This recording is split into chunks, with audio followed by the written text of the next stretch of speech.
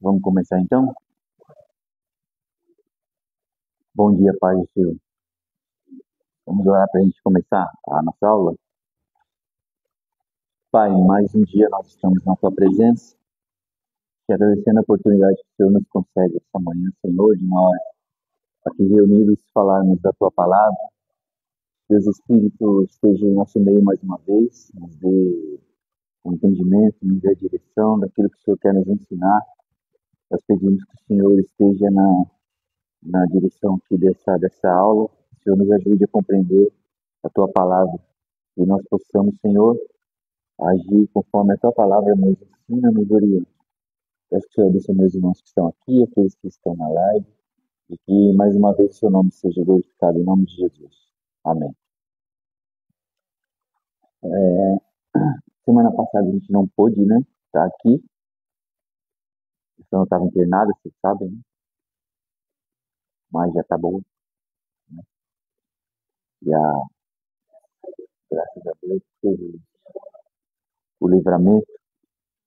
E hoje a gente vai iniciar aí essa série chamada Fundamentos, onde nós vamos falar de temas que são fundamentais, temas básicos da nossa fé.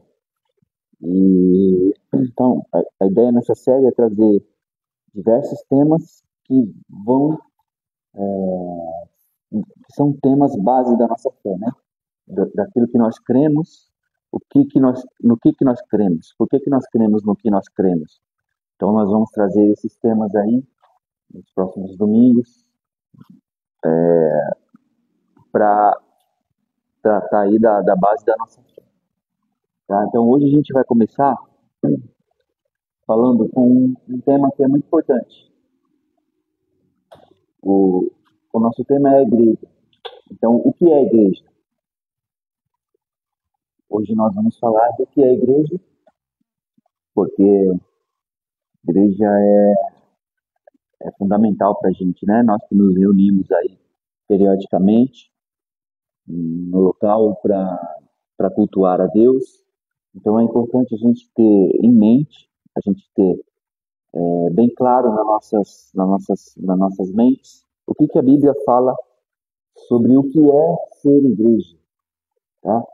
Então, para a gente começar falando do que é a igreja, do que é ser igreja, a gente vai começar falando primeiro do que não é igreja.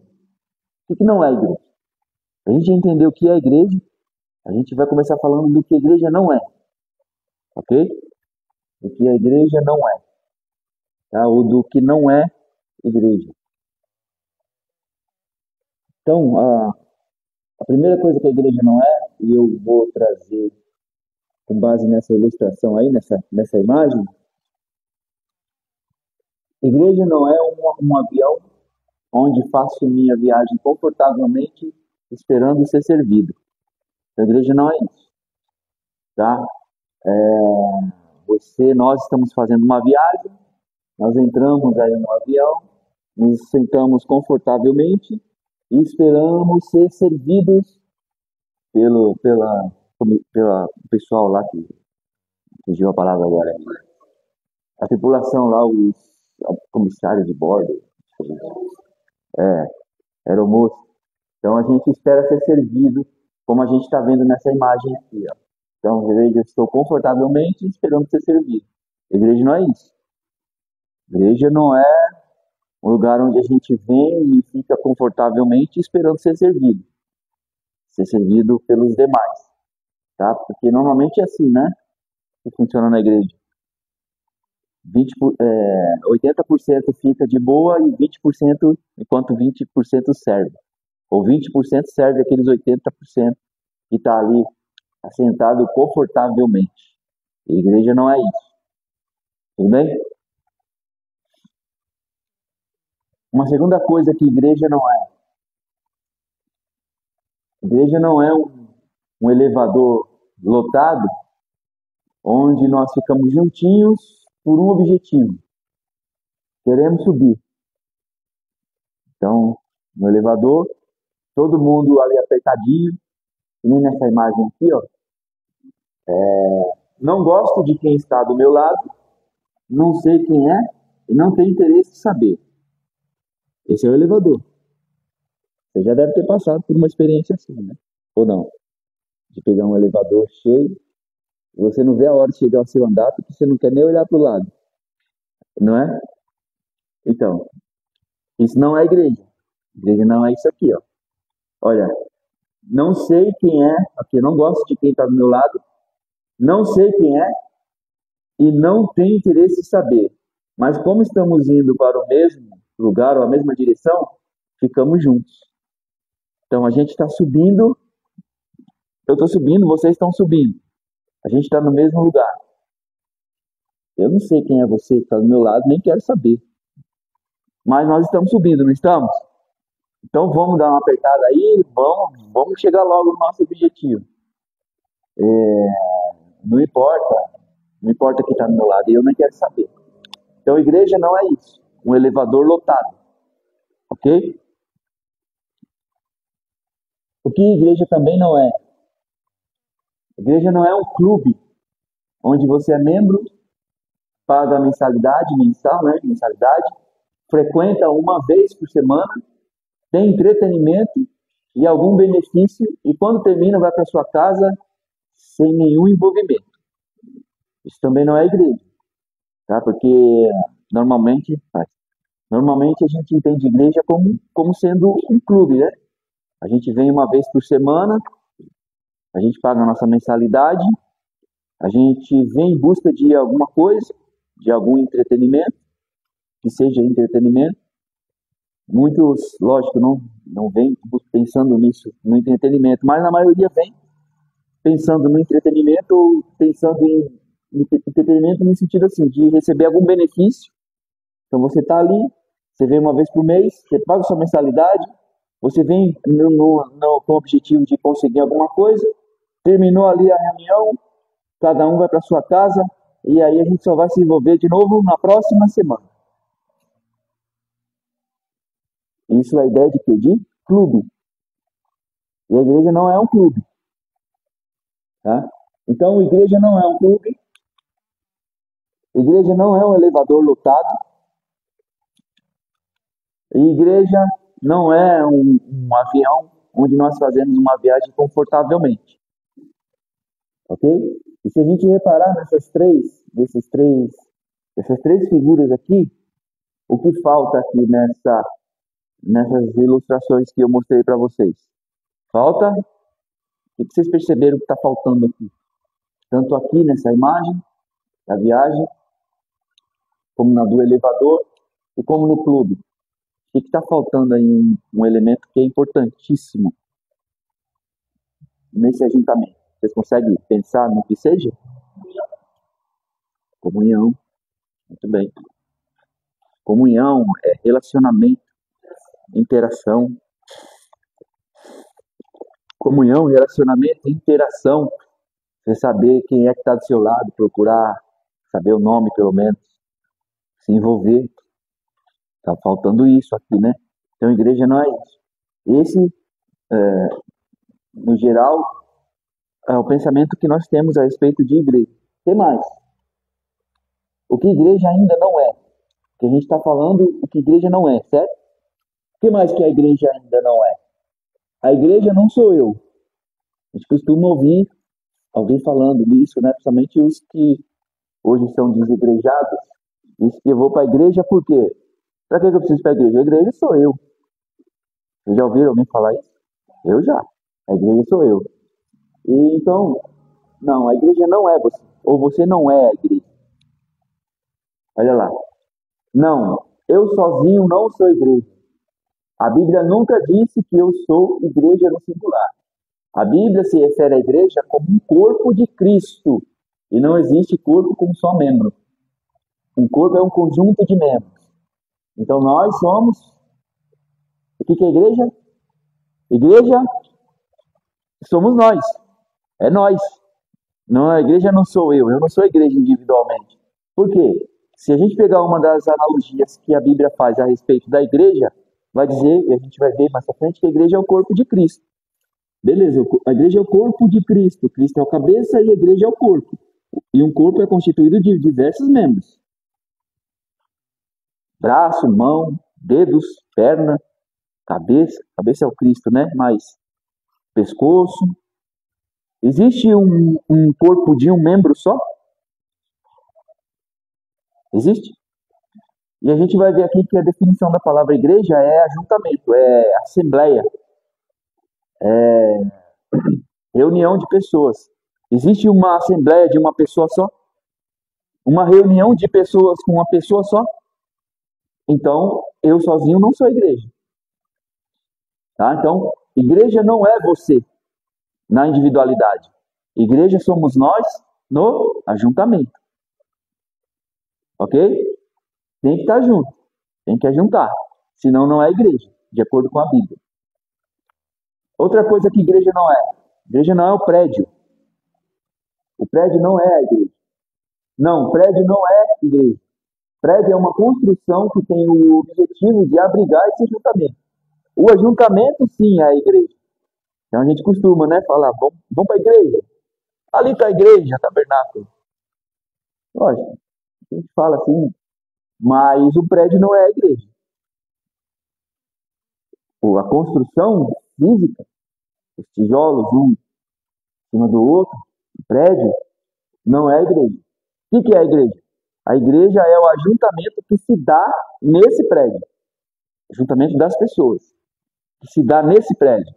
Isso significa o quê? Se esse ajuntamento for feito no estacionamento do prédio, onde é que está a igreja? No prédio ou no estacionamento? Estacionamento. Por quê? Porque a igreja não é um prédio. É o ajuntamento das pessoas que é a igreja. Isso significa que se a gente se reunir ali na esquina da BR, a igreja vai estar na esquina da BR, não vai estar aqui no prédio. Então, o prédio não é igreja, mas a igreja se reúne no prédio. Da mesma forma como que a sua casa não é a sua família. A sua casa não é a sua família, mas a sua casa abriga a sua família. Certo? E a sua família não é a sua casa. A sua família é a sua casa? Não. Sua família é sua família, é aquele grupo de pessoas. E onde esse grupo de pessoas se reúne? Na sua casa. A mesma coisa é a igreja. Uma igreja é formada por pessoas, não por construções físicas, prédios ou templos. As pessoas não se reúnem na igreja. As pessoas não se reúnem na igreja. Guarda essa frase. É a igreja que se reúne em um lugar, que no caso é o prédio. Aqui da tabernáculo é desse prédio aqui. Ok? Olha o que a Bíblia fala. 1 Coríntios 16, 19. Também os saúdam Áquila e Priscila, e todos da igreja que se reúne na casa deles. Olha só, esse casal aqui, Priscila e Áquila, são cooperadores de Paulo, e Paulo está falando que a igreja se reunia onde? Na casa deles. Por quê? A casa deles abrigava a reunião daqueles que são a igreja de Cristo. Paulo se refere à igreja na casa deles. Não a igreja prédio, mas um corpo de crentes. Então, esse corpo de crentes, que nesse ajuntamento é chamado de igreja, se reunia nas casas. E um detalhe, acho que a gente vai ver mais pra frente, a igreja ela só começou a se reunir em prédios, em estruturas, em catedrais, a partir do século III, na segunda metade do século III. A partir do momento que o cristianismo foi adotado como religião do Império Romano por Constantino, imperador Constantino, foi que as estruturas começaram a ser construídas para abrigar a igreja. Até então a igreja se reunia nas casas, se reunia nas catatumbas. Não sei se vocês já ouviram falar das catatumbas de Roma. Século 1, 2 e 3, os 3 primeiros séculos da igreja, onde a igreja foi muito perseguida, a igreja não tinha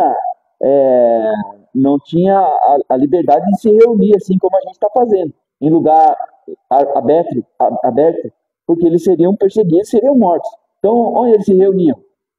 Escondidos, nas casas, nas catatumbas lá da cidade de Roma, que era uma espécie de um cemitério, né? Chamavam de necrópolis. Era um cemitério subterrâneo e os crentes, eles se reuniam nesses lugares. Eles já morriam ali, já se enterravam ali mesmo, e ali mesmo eles cultuavam. Então a igreja estava onde? Estava onde eles se reuniam. O prédio só passou a existir depois que a perseguição terminou, e aí eles decidiram, entenderam que construir lugares para que esse povo se reunisse. Mas até então não havia prédio com a placa igreja tal, não tinha isso. A igreja se reunia nos lares ou onde dava para se reunir. Tudo bem? Então, igreja não é você na individualidade, você não é igreja. Igreja não é prédio. O prédio abriga a igreja, assim como a sua casa abriga a sua família. Tudo bem? Quer fazer alguma pergunta? O que é a igreja, então? A igreja não é o prédio. A igreja é a reunião. O que é a igreja?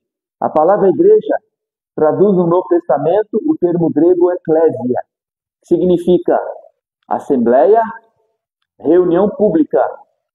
Como eu disse, não tem como ter uma reunião pública de uma pessoa só, ou assembleia de uma pessoa só.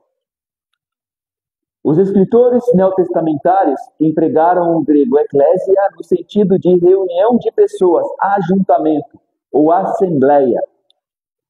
Esse conceito vem desde os tempos do Antigo Testamento, onde vemos o povo de Deus reunido como uma comunidade local de fé. A palavra no hebraico, no Antigo Testamento, para esse ajuntamento, né, para o povo de Deus reunido, é kahal, que também tem o mesmo sentido de assembleia do povo de Deus. Em Deuteronômio 31:30 vai dizer o seguinte: e Moisés recitou as palavras desta canção do começo ao fim, na presença de toda a Assembleia de Israel. A gente viu isso em outras aulas, né? Quando o povo saiu do Egito, eles caminharam lá para a Terra Prometida. Em todo esse percurso do deserto, eles se reuniam em torno do... Lembra? Na questão da adoração a Deus, da religião, eles se reuniam em torno do tabernáculo. Então, essa reunião, ou esse ajuntamento, eles chamavam de kahal, que é a assembleia do povo de Deus, é a reunião do povo de Deus. Você vê que essa ideia de reunião, de ajuntamento do povo de Deus já vem desde lá do Antigo Testamento. Deus tem um povo, e qual que é a ideia de Deus? Que esse povo se reúna para quê? Para adorá-lo e para se relacionar com aquilo que a gente chama de koinonia, ou comunhão. Essa sempre foi a ideia de Deus, relacionamento de Deus, dele com o seu povo e do seu povo entre si. Se você observar para a cruz é isso. A cruz mostra isso. Já observaram? Já pensaram na cruz? O que é a cruz? Se não o relacionamento vertical, que é entre nós e Deus, e o relacionamento horizontal, que é entre nós e nós. Entre nós e Deus e entre nós e nós. Isso é cruz. Essa é a ideia de Deus por meio de Cristo, de ajuntar um povo que se relaciona. Então, se não tem comunhão, se não tem koinonia, não é igreja, conforme a Bíblia ensina. A gente vai ver isso, tá? Tudo bem até aqui? Daqui a pouco... Não, hoje eu falei para Deus, deixa eu quietinho aqui, que eu tô de boa. O que é a igreja então? A gente definiu os termos, né? E agora, então, qual é o conceito da igreja? Igreja são todas as pessoas em todo o mundo que se converteram a Jesus Cristo, os quais, pela ação do Espírito Santo, e é o Espírito Santo que é o Espírito da comunhão, é o Espírito que é o Espírito da comunhão. Então, a igreja é a reunião, né? São todas essas pessoas de todo mundo que se converteram a Cristo pela ação do Espírito Santo que convence, né? o homem do pecado, da justiça e do juízo. Creem que ele é o Filho unigênito de Deus, precisa crer que Jesus é o Filho unigênito de Deus, enviado ao mundo para redimi-los de seus pecados. Então, o que é a igreja? A igreja é o ajuntamento dessas pessoas que se converteram a Cristo, Jesus, que estão juntos, que foram convencidos pelo Espírito Santo de que são pecadores e de que Cristo é o Filho unigênito de Deus e que foi enviado ao mundo para resgatá-lo. Então, o ajuntamento dessas pessoas é que forma a igreja. Então, a igreja é o ajuntamento dessas pessoas que creem em Cristo, que foram salvas por Cristo e foram convencidas pelo Espírito Santo de que Cristo é o Filho de Deus. E é o Espírito Santo que promove a comunhão, é o Espírito Santo que une, é o Espírito Santo que promove esse ajuntamento. Pensa num corpo. O corpo ele tem as suas juntas, sim ou não? E a gente sabe que nas nossas juntas tem um líquido ali que faz com que os ossos não entrem em atrito. Tanto é que quando falta esse líquido, o que acontece? No joelho principalmente, né? A gente começa a pegar um osso no outro, a gente tem que logo fazer uma infiltração ou alguma coisa. Porque está faltando o quê?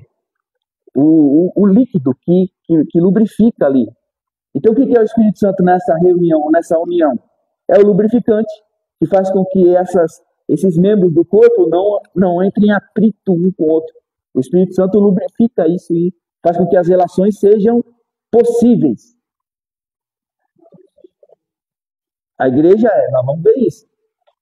A igreja é a coisa mais incrível que existe nesse mundo, porque o ajuntamento de pessoas totalmente diferentes, de diversas classes sociais, diversas etnias, mas que estão reunidos ali num só corpo, formam um só corpo. Como que isso é possível? Precisa ter, então, o quê? Espírito Santo. Se não tiver o Espírito Santo, não vai. Então, quando a gente começa a ver muito problema na igreja, muito problema de falta de comunhão ou de atrito, está faltando o quê? Alguma coisa está faltando. Vocês concordam ou não? Calma, Fernando, calma. E o ajuntamento dessas pessoas forma o corpo de Cristo, a igreja. Efésios 1, 22. O que diz? Vamos ler aí Efésios 1, 22 e 23.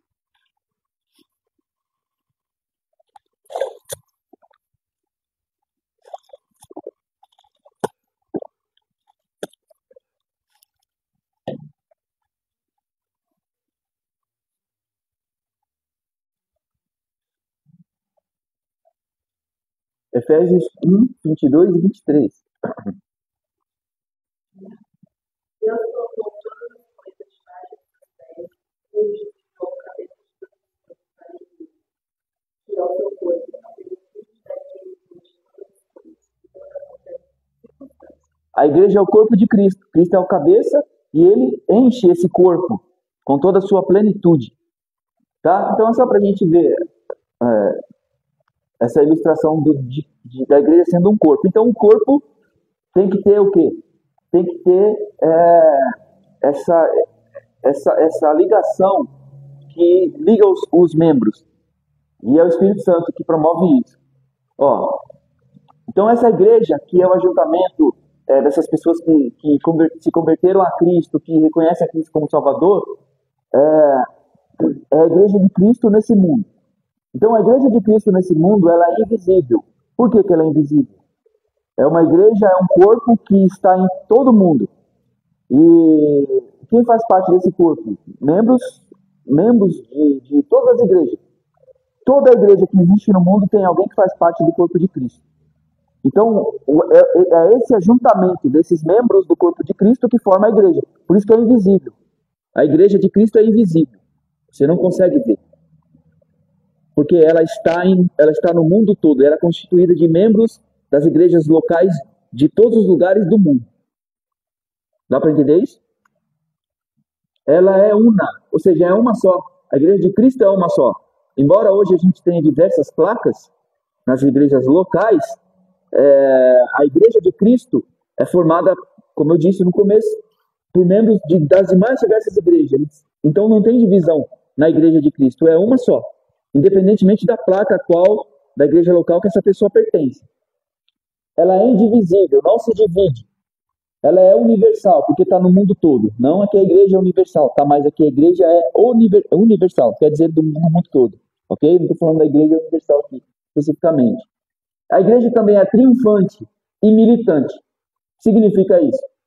Porque a igreja ela é constituída de pessoas que estão vivas hoje, de nós, por aqueles que morreram já e por aqueles que ainda vão se converter a Cristo. A igreja de Cristo é constituída por essas pessoas.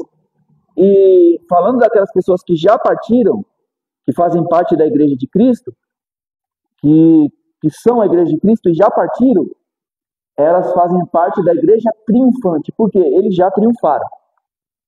Eles já venceram. Agora eles só estão aguardando lá na presença de Cristo o quê? A volta de Jesus que vai trazer, vai juntar a igreja toda. A igreja triunfante, que está com Cristo, com a igreja militante. Quem é a igreja militante? Somos nós, porque nós estamos ainda na luta. Nós estamos na batalha ainda. Então a igreja ela é triunfante porque uma parte dela já venceu. E militante, que somos nós que estamos lutando. E a igreja militante, ela vai se juntar com a igreja triunfante no momento da volta, onde a noiva de Cristo, ou o corpo de Cristo, estará completamente unido. E se expressa, e essa igreja que ela é invisível, una, indivisível, universal, triunfante e militante, se expressa de forma visível através das comunidades locais. O que são as comunidades locais? As igrejas locais. Tabernáculo, por exemplo. A outra igreja que eu pertencia, Comunidade Cristã Triunfante. Outras igrejas que vocês pertenceram. Essas são as igrejas locais. Então, essa igreja de Cristo que é invisível, onde ela se expressa visivelmente? Nas igrejas locais. Então, a igreja aqui, tabernáculo, é uma expressão da igreja invisível de Cristo. Essa igreja invisível se reúne de forma visível, num lugar determinado, num dia determinado. Então, ali está acontecendo o quê? A igreja de Cristo se reunindo. Essa igreja que é invisível, que é indivisível, que é universal, que é militante. Triunfante não, porque os triunfantes estão lá. Estão entendendo isso ou não? O que é a igreja local? É a expressão da igreja invisível, da igreja de Cristo, do corpo de Cristo. Onde nós nos reunimos, e isso é uma reunião que é visível, que é perceptível, num local, num prédio, num endereço. Então essa é a expressão da igreja invisível. Até aqui tudo bem? Vamos falar um pouquinho da história da igreja rapidamente? Eu vou falar bem por cima, tá? Porque não vai dar para dar tempo da gente falar. Então essa igreja de Cristo, ela tem uma história. Ela tem uma história. A gente vai ver que o embrião da igreja vem desde lá do Antigo Testamento. Desde a partir do momento que Deus chamou um povo para si, ali a gente já tem um protótipo da igreja, que é esse ajuntamento do povo de Deus, dos filhos de Deus que estão unidos em prol de um propósito, que é adorar a Deus, buscar a Deus, servir a Deus. E no Novo Testamento, esse conceito ele é aprimorado ao ponto de chegar àquilo que Deus sempre planejou, de seu filho ter um corpo, seu filho ter uma noiva, que a igreja também é a noiva. E a noiva é o quê? É esse ajuntamento dessas pessoas pelas quais Cristo morreu. A igreja tem uma história, como eu disse. Vamos ver essa história bem por cima.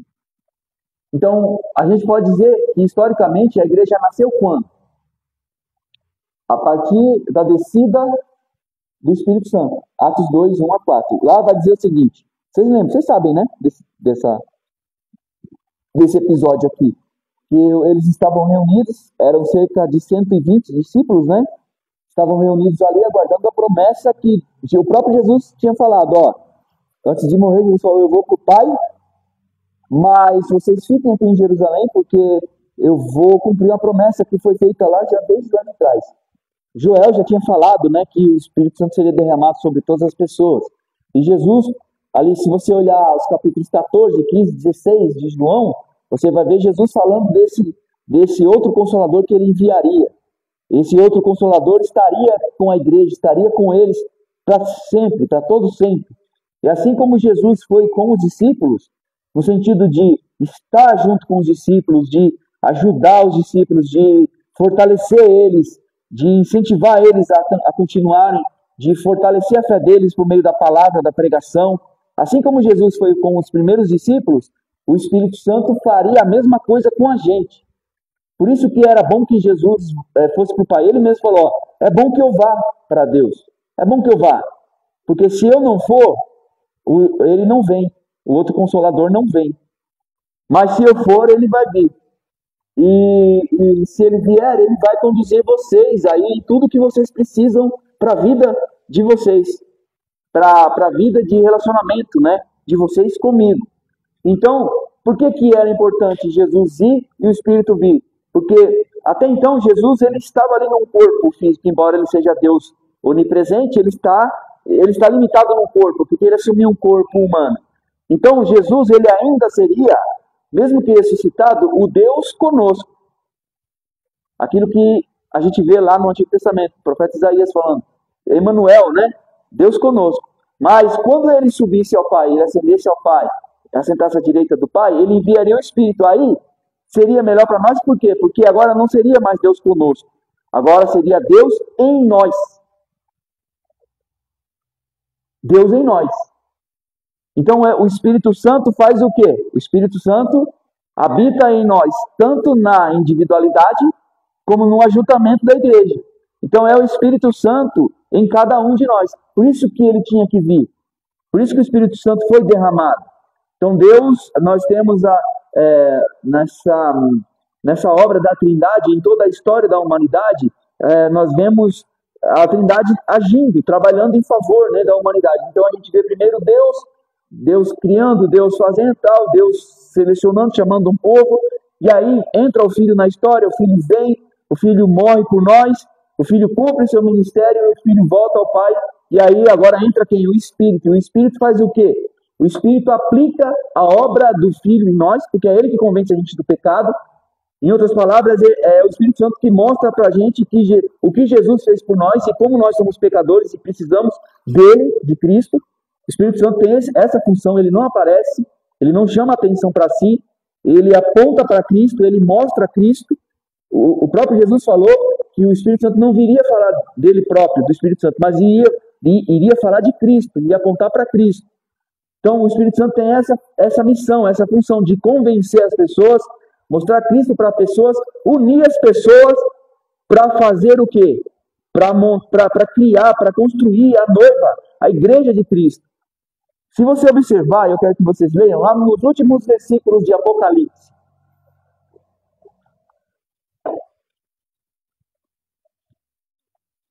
Ali, capítulo 22, lá nos últimos versículos. Verso 17. Lê o 16 e 17. Alguém, por favor, lê para mim. Apocalipse 22, 16 e 17. Eu, Jesus, enviei meu anjo para vos testificar essas coisas nas igrejas. Eu sou a raiz e a geração de Davi, a resplandecente estrela da manhã. O Espírito e a esposa dizem bem. Quem ouve, diga bem. E quem tem sede, venha. Quem quiser, tome de graça da água. Olha o que ele fala. O Espírito e a noiva dizem vem. O Espírito e a noiva. Quem é o Espírito? O Espírito Santo e a noiva.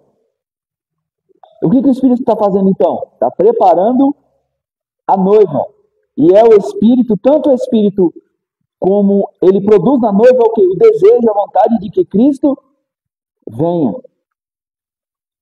Então o Espírito ele vai agir na noiva.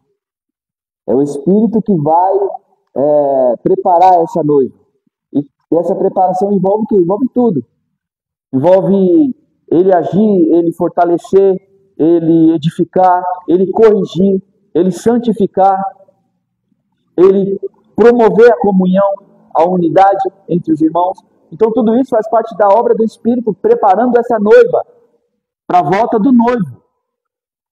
Então a igreja ela precisa entender quem é o Espírito, qual é o papel dele na vida dela. A igreja surgiu aqui, com a descida do Espírito. O Espírito é que fez, né, o Evangelho se espalhar pelo mundo todo até chegar até a gente. E ele está preparando essa noiva de Cristo. E aí as pessoas entenderem que a igreja é formada por pessoas, e essa igreja, e essa noiva, a igreja, é a questão da comunhão com ele. Porque é muito fácil você amar uma barca, é da hora, mano. É muito da hora. Agora, mais difícil é a comunhão com uma pessoa que acha que deu. Parece claro, e essa questão de olhar para o preconceito, né? Isso atrapalha muito a ideia da comunhão dentro da igreja, a ideia da luta, né? E eu acho que é nessas brechas que a gente dá, que acaba afastando o Espírito Santo, né? E a gente, tudo que você está falando é exatamente. Porque, veja só, nós somos pessoas. Pessoas são diferentes. Cada um tem um jeito, tem um gosto, cada um. A gente não precisa de muita coisa. A gente precisa de muita coisa para olhar para alguém e falar, não vou com a cara daquele cara ali. Não precisa de muita coisa para isso. Precisa? Não. Será que Deus não sabe que nós somos assim? Deus sabe. Então por que o Espírito Santo tem essa função de juntar? Porque é a ação dele em nós. Nós vamos chegar lá, porque eu não quero atropelar, mas tudo que você falou resume mais ou menos o que a gente vai falar aqui. Tá? A gente vai chegar lá, não sei se hoje, tá? Mas se a gente não terminar hoje, não tem problema, a gente continua semana que vem.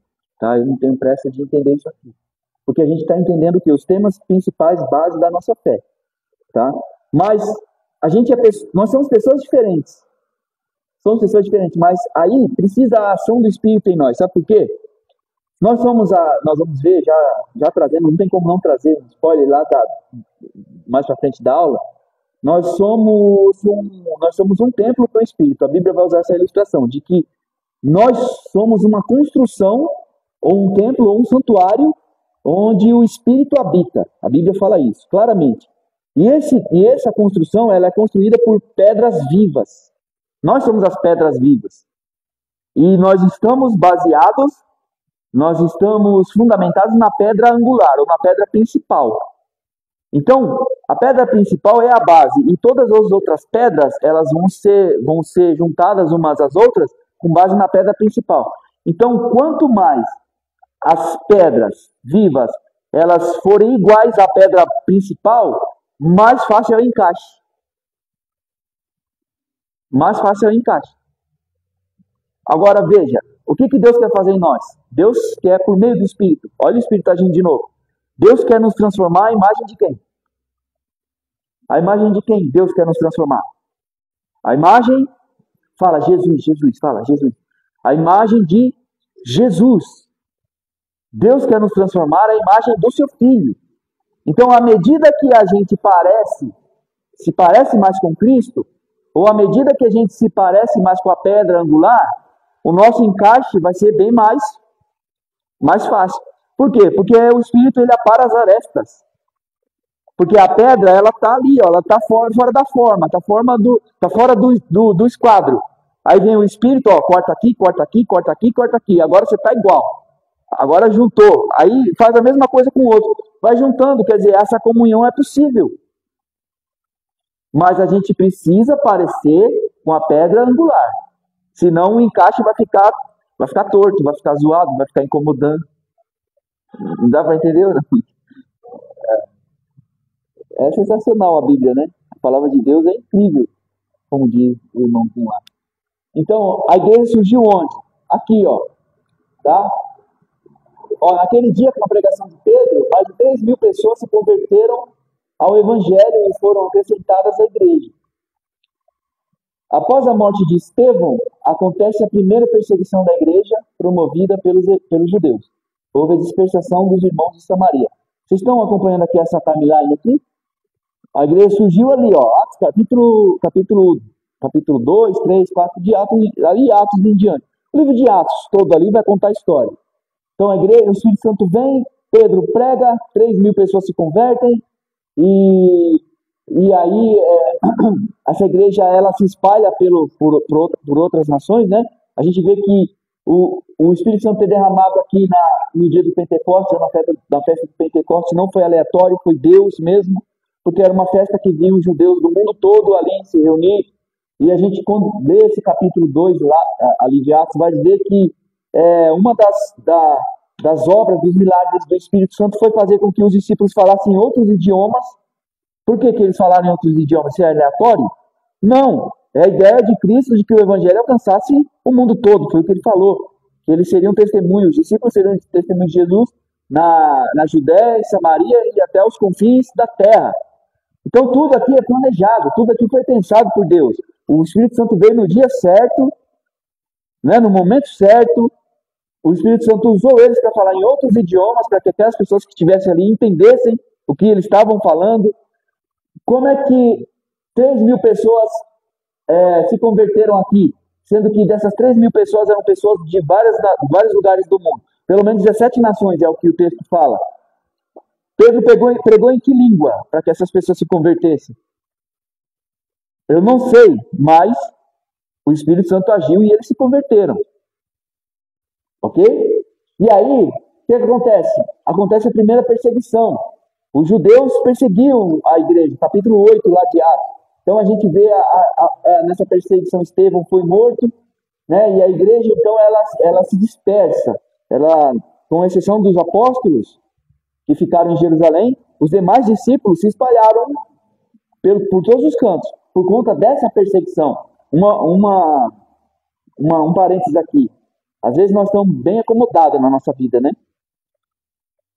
A gente está bem de boa na nossa vida, está bem tranquilinho, está tudo certo com Deus, está tudo certo em casa. E aí isso faz com que a gente fique acomodado. A igreja estava assim, ó.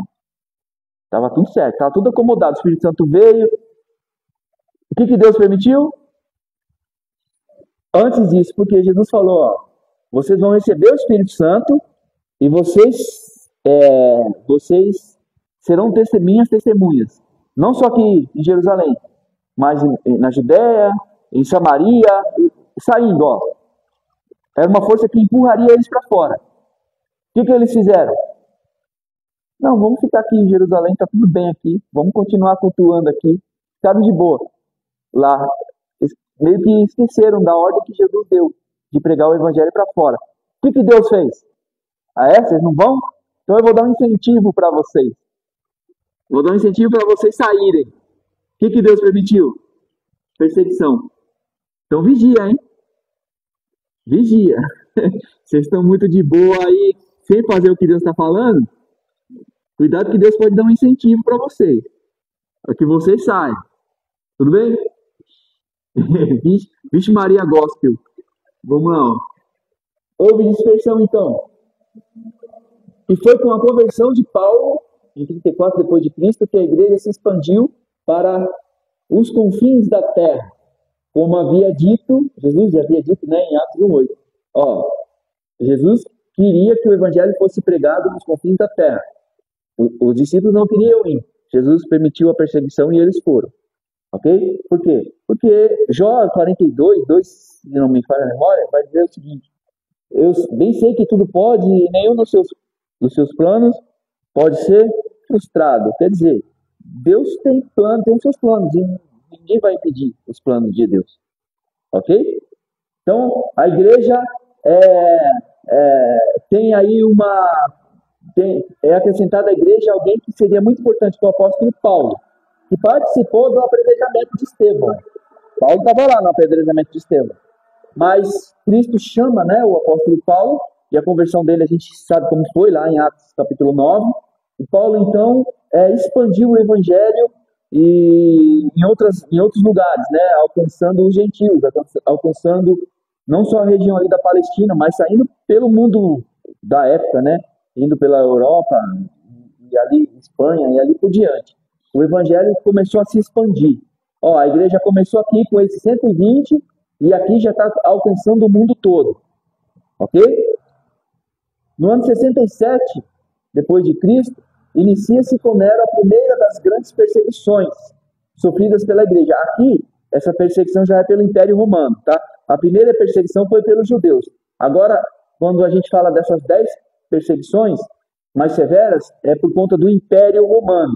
Então a igreja começou a ser perseguida pelo imperador Nero, que foi um dos mais cruéis imperadores, né? Ele era louco, ele totalmente insano.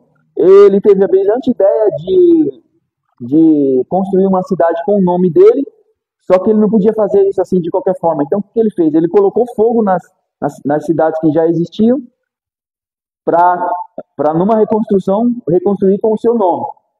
E aí, uma boa parte das cidades, né, Oi? Ele não só, ele é totalmente psicopata, ele mandou matar a mãe dele, para ter ideia. O homem era louco, completamente doido.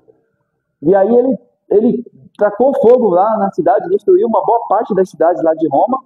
E o que ele fez então? Quando ele percebeu que deu muito ruim, que não saiu do jeito que ele queria, ele culpou a quem? Os cristãos. Foi os cristãos que tacaram fogo. Aí o que começou a acontecer? A perseguição, começaram a perseguir os cristãos. E nessa época aqui, muitos cristãos foram martirizados, né? Inclusive Paulo e Pedro. Paulo e Pedro foram mortos nessa primeira perseguição aqui. Paulo foi decapitado, segundo a tradição, e Pedro foi crucificado de cabeça para baixo. Aquele filme Paulo o Apóstolo, não sei se vocês já assistiram, retrata esse momento aqui exatamente. É esse momento. Aí você vê que muitos cristãos eram queimados, né, como tochas para iluminar as ruas. Assim, a crueldade, perversidade, cristãos jogados nas arenas. Esse filme ele é muito cruel, né, porque você vê, já no finalzinho tem a história, dando um spoiler aqui. Também se você não assistiu esse filme, pelo amor de Deus, né, o filme está aí há tantos anos, não é nem spoiler que eu vou falar. Hã? Não, assista. Eu tô falando assim, no sentido de que vocês já deveriam ter assistido, né? Já deveria ter assistido, tá na Netflix, inclusive. Mas é a história da igreja. É a história da igreja, a gente tem que saber. Pra gente ver como a gente é Nutella. A gente tem um prédio construído pra gente, a gente pode vir aqui a qualquer hora, qualquer culto, pode ir, pode voltar, pode fazer. Tem ordem e tudo. Tem tudo. E a gente mesmo assim é esse crente meia boca que a gente é. Por quê? E quando a gente olha para a história da igreja, olha o que essas pessoas tiveram que passar, né? Para alcançar, para chegar aqui. Quantos tiveram que morrer por causa da Bíblia? Para que a Bíblia chegasse nas nossas mãos. E hoje a gente nem lê. A gente deixa aberto lá no Salmo 91. Deixa aberto lá no Salmo 91, lá e fica lá. Comendo poeira. As páginas amarelas da Bíblia, Salmo 91. Entendeu? Mas vamos lá, vamos voltar aqui. Então essa primeira perseguição por Nero, aí muitos cristãos foram mortos. Então esse filme aí do apóstolo Paulo o Apóstolo vai contar exatamente esse período aqui, dessa primeira perseguição. Então quem não assistiu, assista. Se eu não me engano, está na Netflix ainda. Olha lá, foram 3 séculos de perseguição. Então foi lá, desde que o Espírito Santo veio, que constituiu a igreja, até ali por volta dali do meados do 4º século, né, ano 300 e alguma coisa ali. Foram 3 séculos de perseguição, onde muitos irmãos foram mortos das formas mais cruéis, comidos por leões, queimados como tochas, crucificados, decapitados e lançados em óleo fervente. Essas eram as formas que eles matavam os cristãos. Tá? Das mais diversas formas. Porque a igreja se recusava a reconhecer as divindades pagãs romanas e adorar aos imperadores como sendo deuses. Por isso era perseguida. A igreja não adorava a outro que não era Jesus Cristo. Porque na cultura do Império Romano, eles entendiam, na cultura e na religião, que o imperador era um deus, era o Kyrios, chamava de Kyrios, Senhor. Então todos deveriam adorá-lo como Senhor, como sendo Deus, o imperador. E a igreja fazia o quê? Não, se recusava a adorar o imperador como sendo Deus. Kyrios só existe um, é Jesus. Então, por conta disso, os imperadores perseguiam e matavam. Tá? Foram 300 anos aí de perseguição. Foi somente no início do século IV, com a promulgação do Édito de Milão pelo imperador Constantino, que a igreja é autorizada a se reunir livremente. Então, Constantino se converteu ao cristianismo. Primeiro, ele lançou esse edito aqui, o Édito de Milão, acabando com a perseguição. Os cristãos agora não serão mais perseguidos. E, posteriormente, eles começaram a ser construídas as catedrais, como eu falei para vocês. Tá? Só ali por volta do século IV, ali, ano 313, 315, por ali. Tá? E foi no ano 390, por decreto do imperador Teodósio, que o cristianismo passou a ser a religião oficial do império. Então, em 313, ele acabou com a perseguição, com esse edito aqui, né, com a promulgação desse edito. Constantino é que fez isso, Constantino.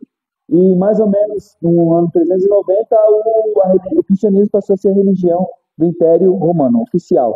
Agora, o império que perseguia os cristãos decreta o cristianismo como religião do império. Aí mudou de lado o negócio. Agora é bom você ser cristão, porque senão você vai ser perseguido. Porque o império é cristão, agora é bom você ser cristão também. Ok? A partir daí, a igreja mergulha num período de escuridão, que durou até o século XV. Nesse período de aproximadamente 10 séculos, foram introduzidas práticas pagãs na liturgia. Houve corrupção da liderança e venda de indulgência. Então, assim, bem por cima, tá? Um resumo bem do resumo mesmo, que não é o nosso foco aqui, a história da igreja. A gente pode falar disso num outro momento. Mas a igreja até então perseguida, a igreja conseguia suportar a perseguição e crescia, ia crescendo. A partir do momento que o cristianismo parou de ser perseguido, a igreja parou de ser perseguida, os cristãos passaram a ter agora liberdade para adorar, para cultuar, começou um problema que agora passou a vir de dentro da igreja, não de fora. Porque a perseguição é de fora para dentro. Eles perseguindo, atacando a igreja. Mas aí inverteu-se a coisa, porque agora o problema da igreja começa a vir de dentro para fora. Por quê? A partir do momento que ele decretou aqui, ano 390, o cristianismo como religião do império, muitas pessoas passaram a aderir à igreja não pela conversão, mas pela conveniência. Porque já que é a religião do império, então é bom, a gente sabe o que o império faz com quem se opõe a ele. A gente sabe, a gente viu com os cristãos. Então, uma vez que o império agora é cristão, então o que a gente tem que fazer? Vamos ser cristão também. Vamos aderir. Vem, filho? Vamos aderir. Então, a igreja, então, ela não cresceu mais aqui, a partir daqui. Ela começou a inchar, né? A ter um acréscimo de gente que não era convertida. Por conta disso, começou a entrar na igreja práticas que eram totalmente contrárias aqui. Práticas pagãs, inclusive. Foi esse sincretismo do Império Romano, de diversas religiões, começou a entrar dentro do cristianismo. E aí a gente viveu aí um período de mais ou menos 10 séculos da igreja, que a gente chama, né, de Idade das Trevas, Idade Média, século V até o século XV, até que veio a Reforma Protestante. Tá? Então, com a Reforma Protestante, quando parecia, né, que tudo estava perdido, que a igreja ia sucumbir aí no erro, totalmente perdida do mundo, houve a Reforma Protestante em 1517. 1517, com o Lutero, e ele promove a reforma. Então agora a igreja parece que uma parte dela, pelo menos, ela volta para o rumo, volta para os trilhos, né? Então a reforma foi um movimento que buscou a volta da igreja ocidental aos fundamentos mais bíblicos em relação ao seu sistema de crença, né? Então esse paganismo todo que já estava dentro da igreja, com a reforma na linha protestante, isso deixou de existir. Então começou-se a voltar mais para a Bíblia, tá? Em 1905, na Rua Azusa, Los Angeles, Califórnia, acontece um dos maiores avivamentos da igreja depois do Pentecostes, liderado pelo pastor negro William Seymour. Já ouviram falar do Avivamento da Rua Azusa? Tem um musical lá da CNC, quando voltar, né? Que não tem, agora não tá tendo. Quando voltar uma peça que vale a pena a gente assistir. Não sei se vocês já assistiram, mas é assim, até para a questão não só da história, né? Que vai contar essa história, mas eles contam essa história de uma forma muito, muito, muito tremenda, assim, por meio da música, do louvor, tal. Quem gosta disso, é até um programa para o coral participar, isso, ver. Porque além da história que conta desse avivamento, a questão musical é muito boa e muito forte, né? Então, aconteceu esse avivamento aqui. Então, esse avivamento ele foi tão importante que fez com que isso aí se espalhasse pelo mundo. Inclusive, as igrejas que nós temos hoje pentecostais tradicionais vieram desse movimento. Assembleia de Deus, Congregação Cristã, Brasil para Cristo. As igrejas vieram desses movimentos aqui, tá? Então, veja, a igreja, ela foi cheia do Espírito Santo de uma forma que até hoje vemos reflexo do que aconteceu na Rua Azul. O Espírito Santo agindo. Porque a igreja de Deus é a noiva de Cristo, o Espírito Santo está preparando ela. Ok? Então, essa é a igreja de Cristo, que passou por tudo isso e hoje nós estamos aqui. Nós somos a igreja de Cristo hoje. Nós somos a igreja de Cristo hoje. E essa igreja, ela é invencível, ela não vai ser vencida. Sempre vai existir um remanescente. E oxalá que sejamos nós o remanescente.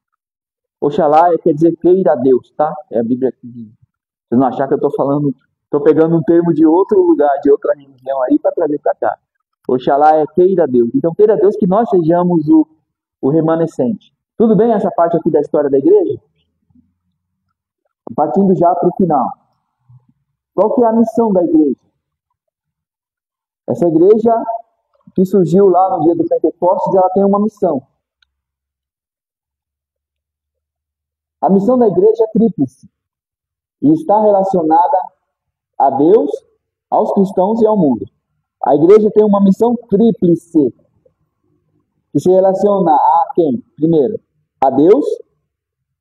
Segundo, aos cristãos ou aos membros dessa igreja. E terceiro, ao mundo. É um tripé. A igreja está baseada num tripé. Deus, os membros da igreja e o mundo. Então, qual é a primeira missão da igreja? A primeira missão da igreja está relacionada a Deus. E qual é essa missão? A adoração. A primeira missão da igreja é a adoração. Com relação a Deus, a missão da igreja é adorá-lo. A Bíblia instrui a igreja a quê? Vamos ver alguns textos aqui. Primeiro, Hebreus 12, 28 e 29. Portanto, já que estamos recebendo um reino inabalável, sejamos agradecidos e, assim, adoremos a Deus de modo aceitável, com reverência e temor, pois o nosso Deus é fogo consumidor. Então, adoremos a Deus de modo aceitável. Então, a gente precisa adorar a Deus, mas não é de qualquer jeito. Tem que ser um jeito, uma forma de que Deus aceite. De que Deus aceite. Então, a igreja precisa adorá-lo de forma aceitável. E aí, em Romanos 12, 1, ele vai falar de que forma é essa aceitável. Portanto, irmãos, suplico-lhes que entreguem seu corpo a Deus por causa de tudo que ele fez por vocês. Que seja um sacrifício vivo e santo, do tipo que Deus considera agradável. Essa é a verdadeira forma de adorá-lo. Romanos 12, 1, na nova versão transformadora. Então, qual que é o culto ou adoração que Deus aceita? É aquela que é feita da forma como um sacrifício vivo e santo. A gente já falou disso em outras aulas. O que é o sacrifício vivo? Primeiro vamos saber o que é o sacrifício. No Antigo Testamento, o sacrifício era um animal era oferecido na liturgia ali, na cerimônia, e aquele animal ele era morto. Ele era morto naquela cerimônia. E aí ele fala, o apóstolo Paulo fala aqui que nós somos um sacrifício vivo, que é um paradoxo. Por quê? No Antigo Testamento o sacrifício era morto. Só que nós somos um sacrifício quê? Que é vivo. Quer dizer que você oferece a sua vida para Deus como sacrifício e é um sacrifício vivo, ou seja, não morre, ou seja, não termina. Isso quer dizer o quê? Que é em todo tempo você está sacrificando para Deus. E o que é sacrificar a Deus nesse sentido? É você entregar sua vida a Ele. É você estar o tempo todo conectado a Ele, servindo a Ele, buscando a Ele. Esse é o sacrifício vivo. Por que vivo? Porque ele não morre, quer dizer, não passa. É o tempo todo, em todo lugar, em todo momento. E a gente já viu isso em outras aulas. Esse é o sacrifício vivo. E é o tipo de sacrifício que é agradável a Deus. Essa é a verdadeira forma de adorá-lo. Então, como é que eu adoro a Deus? Servindo a Ele com a minha vida. Não só no momento da cerimônia, não só no momento do culto, não só no momento da liturgia, não só na reunião, mas é todo o tempo. Todo o tempo eu estou me sacrificando a Deus, no sentido de estar servindo a Ele e aos meus irmãos. Essa é a adoração que Deus aceita. Essa é a adoração agradável. Tudo bem? Então a missão da igreja é adorar a Deus. Quando? É só a gente pensar. Igreja é um prédio? Igreja é uma construção? Não. Então quer dizer que não é só nesse lugar que eu devo adorá-lo. Então se a igreja não é o lugar e nós somos a igreja, então onde nós estivermos nós podemos adorar a Deus. Não está restrito a uma cerimônia, a um local, a um momento. Adoração a Deus é em todo lugar. E adoração a Deus, vamos desvincular isso da nossa cabeça. Adoração a Deus não é ficar cantando música para Deus. Vamos tirar isso da nossa cabeça. Faz parte? Faz, mas não é. Adoração não é isso. Somente isso, exclusivamente isso. Ficar cantando música para Deus. Até porque tenho certeza que lá no céu, Deus tem anjos que são muito melhores. Cantores melhores do que nós. Se é por questão de cantar, Deus já está satisfeito lá. Então a adoração a Deus não se resume a ficar cantando. A adoração a Deus vai mais além. A adoração a Deus envolve a nossa vida, a nossa entrega a Ele. O que nós somos a Ele. É nós entregarmos o que nós somos a Ele, para Ele trabalhar no que nós somos e vai trabalhando e vai transformando a gente na imagem do Filho. Então a adoração é a nossa entrega, a nossa vida, o nosso culto a Ele. O que é culto? A palavra culto no grego é latreia. Latreia é o que? É serviço, é servir. Então adorar a Deus e cultuar a Deus é servir a Deus. Com tudo que você tem, com tudo que você é. O que eu sou é uma adoração a Deus. O que eu faço é uma adoração a Deus. Tudo que eu faço é para a glória, deve ser para a glória de Deus. Tudo bem? Alguma pergunta aqui? A gente costuma achar que adoração é ficar cantando, né? Não é só isso. Porque é fácil também. É fácil você cantar. Agora, quando você tem que abrir mão de certas coisas, aí é mais difícil. Então, é por isso que é melhor achar que a adoração é ficar cantando. É mais fácil. A gente não quer muito sair da nossa zona de conforto. Então, a gente falou da primeira missão. A segunda missão da igreja está relacionada ao quê? Aos cristãos. Então, a primeira missão está relacionada a Deus, a adoração a Deus. E a segunda? A segunda está relacionada com os próprios cristãos, ou com os membros da igreja de Cristo. E é a edificação. Com relação aos cristãos, a missão da igreja é a edificação de seus membros, que envolve. Então, os membros da igreja precisam se edificar mutuamente. O que é edificar? É dar base, é dar fortaleza, é fortalecer. Edificar é fortalecer. É dar força, é dar ânimo. Então, o que envolve, então, aí essa edificação? Primeiro, a mordomia dos dons espirituais e ministeriais. O que é mordomia? Serviço.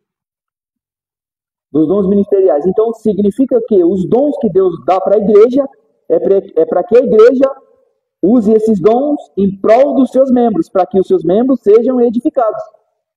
Então, o dom que você tem não é para você. Não é para te colocar num pedestal, te colocar acima dos outros, para te fazer o superstar gospel de Deus, para ser o rei adorado. O dom que Deus te deu não é para isso. O dom que Deus te deu é para que você use ele em prol dos seus irmãos, em prol da igreja. Então, o dom que você tem não é seu. O dom que você tem não é para você, é para mim, é para nós. O dom que eu tenho não é para mim, é para vocês. Para quê? Para que a gente juntos nos edifiquemos. Tudo bem? O dom é do Espírito. O nome já fala, dons do... Então, de quem é o dom? Não é seu, não é meu. Tudo bem? Então, a mordomia, isso é o quê? Eu servir a comunidade com os dons que Deus me deu. E vocês, da mesma forma, servir a comunidade com os dons que Deus te deu. Deus deu para vocês. O que eu posso fazer com aquilo que Deus me deu que possa ajudar os meus irmãos? Não sei. Pensa aí e já busca aí um departamento para você se envolver.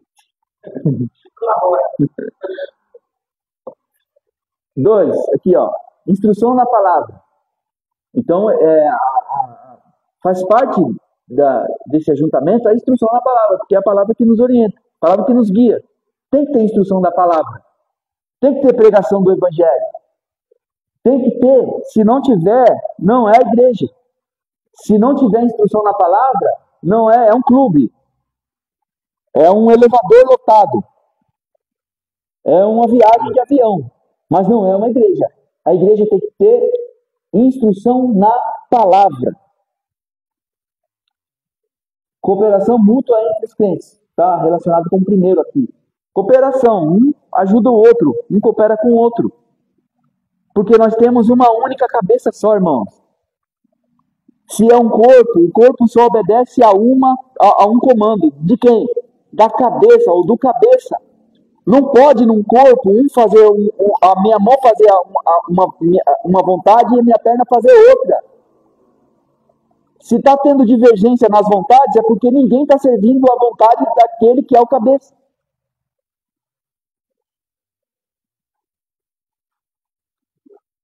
Comunhão entre os irmãos, koinonia, relacionamento, mesa. Conhecer. E a igreja de Cristo ela é fantástica por conta disso. Ontem mesmo nós conhecemos outros irmãos, né? Na vigília que a gente foi. Outros irmãos, uma boa parte deles a gente nunca tinha visto. Mas naquele momento ali, parecia que a gente já se conhecia há tanto tempo. E quem é que promove isso? É o Espírito Santo, não tem outro jeito, não tem outra coisa a falar. E isso é tão legal, isso é tão agradável. Eu fico imaginando Deus olhando, falando, ali ó, estão se dando bem meus meninos, meus filhos estão se dando bem, né? Porque eu acho que o prazer de um pai e de uma mãe é ver que os filhos se dão bem, né? Que os filhos um conversa com o outro, um entende o outro, embora sejam diferentes, mas eles se compreendem, se entendem. Agora, pensa numa família onde os filhos vivem brigando, vivem se matando. Então, igreja de Cristo é isso, é comunhão. Comunhão entre os irmãos. Somos diferentes, somos. Cada um tem o seu temperamento, tem. Cada um é uma parte do corpo, mas todos devem obedecer a quem? Ao comando. E à medida, como eu falei, que nós assumimos a forma da pedra angular, o encaixe é mais perfeito. Vejamos então alguns textos da Bíblia que vai falar isso aí, ó. Falando da mordomia dos dons. Ó, 1 Coríntios 14, 26. Pois bem, irmãos, o que fazer então? Quando vocês se reunirem, um cantará, o outro ensinará, o outro revelará, um falará em línguas e o outro interpretará o que for dito. Tudo o que for feito, porém, deverá fortalecer a todos. A todos precisam ser edificados na reunião da igreja. Todos precisam sair fortalecidos. Por meio do quê? Do uso dos dons, porque um vai cantar, ó. Um vai cantar. Ó, a Fernanda vai cantar. A Alessandra vai ensinar. A Alana vai revelar. A irmã Elisiane vai falar em outras línguas. E a irmã Rafaela vai interpretar. Para quê? Para que nós todos aqui sejamos edificados, fortalecidos na nossa fé. Então o dom não é para você se promover. É para a igreja. E todos. O que é todo? Todo é 99%? Todo é 80%? Todo é meia dúzia? Todo é o quê? É todos. Todos precisam ser edificados. No ajuntamento da igreja, todos. Todos. Quem está falando isso? Sou eu? É a Bíblia que está falando, não sou eu que estou falando. Outro versículo. Habite ricamente em vocês, falando agora da instrução na palavra, né? Aqui foi da mordomia dos dons, aqui na instrução da palavra. Habite ricamente em vocês a palavra de Cristo. Ensinem e aconselhem-se uns aos outros. Ensinem e aconselhem-se uns aos outros. Com toda a sabedoria. Ó, olha só que legal isso. Com toda a sabedoria. E cantem salmos, hinos e cânticos espirituais com gratidão a Deus em seu coração. Então na reunião tem que ter o quê? Tem que ter ensinamento da palavra, tem que ter aconselhamento, tem que ter também salmos, né, hinos, cânticos espirituais. Tudo isso para mostrar o quê? A nossa gratidão a Deus. Porque essa reunião é o quê? É uma reunião de gratidão. É um espírito de gratidão. Porque lembra que a gente falou? Deus nos chama. Deus se move em direção a gente. Ele nos chamou primeiro. Como é que a gente responde isso? Falando sim para Ele, com um espírito de gratidão, reconhecendo que o amor dele e Ele se preocupar com a gente, buscar a gente, sem a gente ainda nem saber que Ele existia. Então a gratidão faz parte das nossas reuniões. Deveria fazer. Ok? Então, ó, olha, mas o interessante é isso, ó, ensinem e aconselhem-se uns aos outros. Precisa ter o ensino. Tem que ter o ensino, porque sem ensino a gente fica perdido. Não tem fundamento, exatamente, não tem base. No primeiro vento já vai ser levado, porque não está fincado. Precisa ter ensinamento. Até porque, se não tiver ensinamento, a gente vai achar que a igreja é um elevador lotado. Onde eu não suporto você, mas já que você está indo para o céu, eu também estou, então vamos junto. Mas eu não quero saber de você. Eu não sei nem quem você é, para mim não interessa. Ou então eu fico pensando que a igreja eu vou para a igreja, eu quero que me sirvam, eu quero receber tudo de Deus, eu quero ser servido. Por quê? Faltou o quê? Ensinamento. Está faltando ensinamento. Os crentes não estão tendo comunhão entre si. Os crentes estão achando que estão em qualquer outro lugar, menos na igreja. Porque está faltando ensinamento.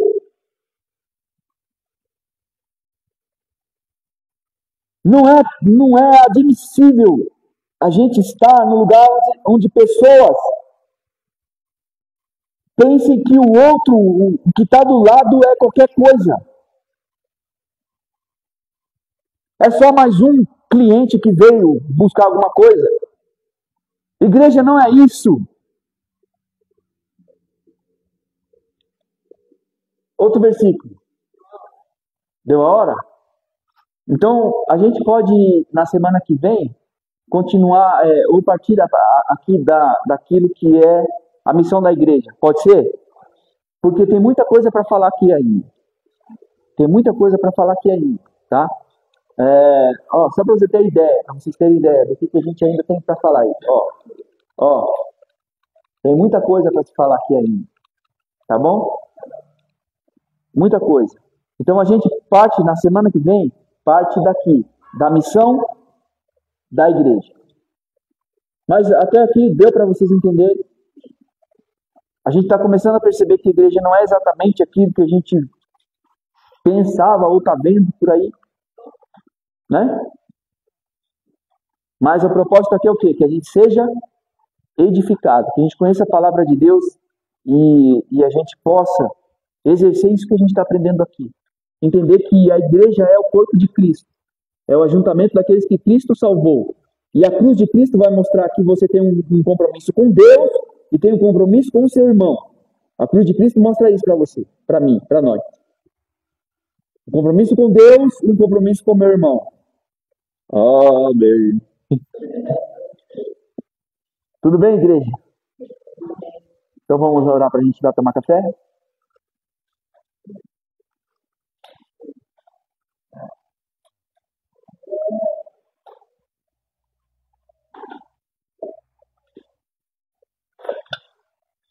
Menina, como você está aqui conosco, faça essa oração.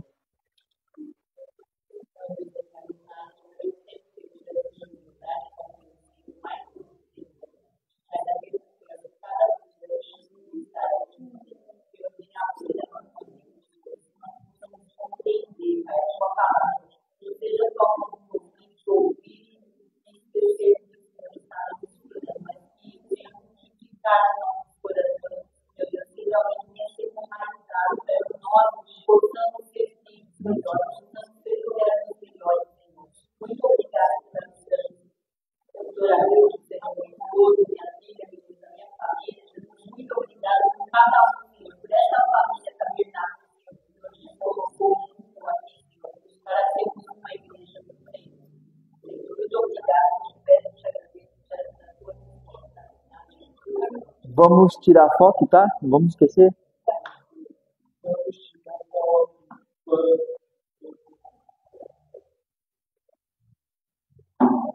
Para aqui.